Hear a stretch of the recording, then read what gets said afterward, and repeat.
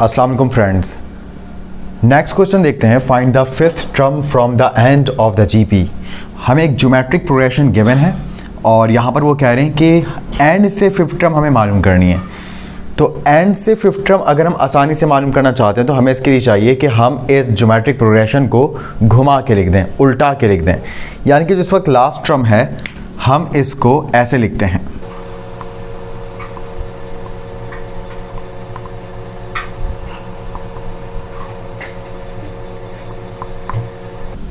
तो आप यहाँ देख सकते हैं कि जो लास्ट टर्म थी हमने उसको अब फर्स्ट टर्म कंसीडर कर लिया है और जो फर्स्ट टर्म थी वो लास्ट टर्म बन गई है।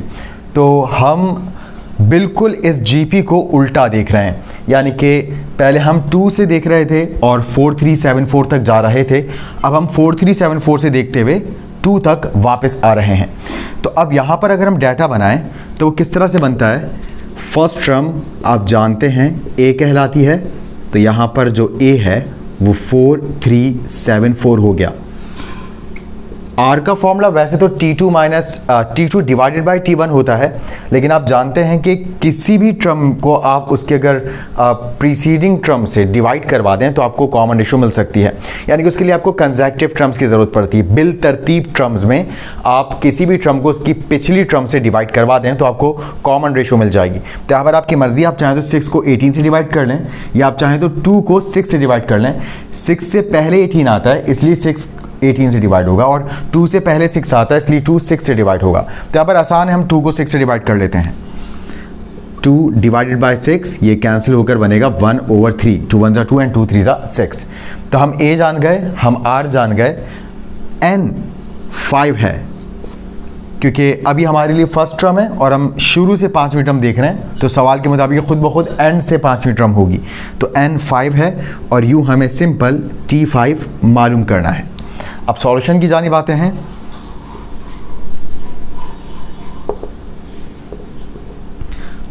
आप जानते हैं general term formula for GP Tn equals to a into R to the power n-1। जो भी चीज़ें हमें नोन हैं, गिवन है, वो हम यहाँ पुट करते हैं और रिक्वायर्ड चीज़ मालूम करते हैं। तो Tn मतलब T5 हमें मालूम करना है। a हमारे पास 4374 है,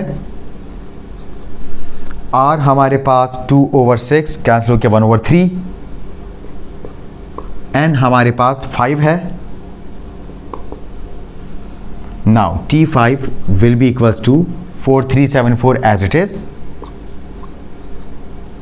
और यहाँ 1/3 की होल पावर 4 हो जाएगी। अब T5 मालूम करने के लिए यहाँ पर हम सबसे पहले तो पावर्स को अप्लाई कर लेते हैं। 4374 एज इट इज। आप जानते हैं 1 की पावर 4 1 होती है और 3 की पावर 4 का मतलब आप 3 को 4 टाइम्स लिख कर मल्टीप्लाई करवाएं। 3 into 3 into 3 into 3 it will be 81। Now T5 equals to, अब हम इसको कैलकुलेटर से कैंसिल करके देखते हैं और इसको लीस्ट फॉर्म में लिख देते हैं। 4374 को 81 से डिवाइड करने के बाद हमारे पास जवाब आ रहा है 54। So hopefully you understand this question. इंशाल्लाह अब हम बिल्कुल ऐसे ही एक और सवाल करते हैं जी। एक बार फिर अब हमें लास्ट से 5वीं टर्म मालूम करने के लिए कहा जा रहा है, मगर अब इस बार उन्होंने हमें इंफॉर्मेशन दी है कि लास्ट टर्म तो 512 है मगर जो कॉमन रेशियो है वो 2 है। तो यहाँ पर हमें एक बात तो पता चल गई कि जो फर्स्ट टर्म है वो 512 है, क्योंकि जब हम आखिर से 5वीं टर्म मालूम करते हैं तो हम आखिर को आखिरी टर्म नहीं मानते बल्कि हम आखिरी को पहली टर्म मानते हैं। तो हमारे लिए 512a है और जो r है वो 2 तो उस वक्त होता जब 512 लास्ट टर्म होता। फॉर एग्जांपल जैसे अगर हमारे पास एक जीपी है जो ऐसे चल रही है, यानी कि कॉमन रेशियो 2 है। 4 divide by 2, 8 divide by 4, 16 divide by 8, तो हमारे पास कॉमन रेशियो 2 आ रही है।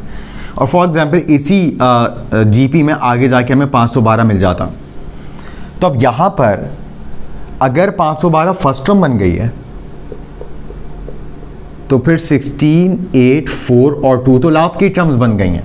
और हमें पता है ज्योमेट्रिक प्रोग्रेशन लाने के लिए हम किसी भी टर्म को उसकी प्रीवियस टर्म से डिवाइड करवाते हैं। तो इस बार अगर हम 8 को 16 से डिवाइड करते हैं या 4 को 8 से या 2 को 4 से, हर बार हमें 1/2 मिलेगा। इसका मतलब ये हुआ कि हमें r ये 2 नहीं रखना बल्कि इसका रेसिप्रोकल रखना है, क्योंकि हमने सीरीज को उल्टा कर दिया है। तो डिवाइड होने का प्रोसेस भी उल्टा हो गया है। जब तक ये सीरीज सीधी थी 4 2 से डिवाइड होना था, लेकिन जब हमने सीरीज को उल्टा के लिख दिया है तो अब 2 को 4 से डिवाइड करना है, तो रिजल्ट 1/2 होगा। तो यहाँ पर हमारे पास जो r है वो 1/2 के इक्वल है।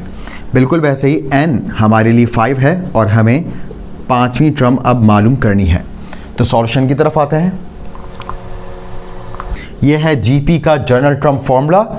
Tn मतलब हमें T5 मालूम करना है, A 512 है, R का मतलब कॉमन रेशो जो कि 1/2 है और N 5 - 1।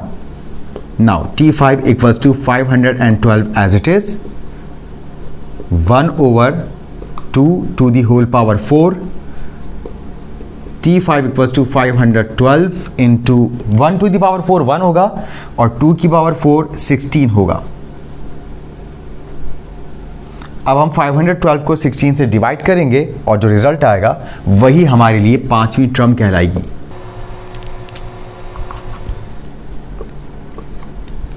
जी, तो ये हमारे पास 32 आ गई। उम्मीद है आपको ये सवाल भी बहुत अच्छा तरह से समझ में आया होगा।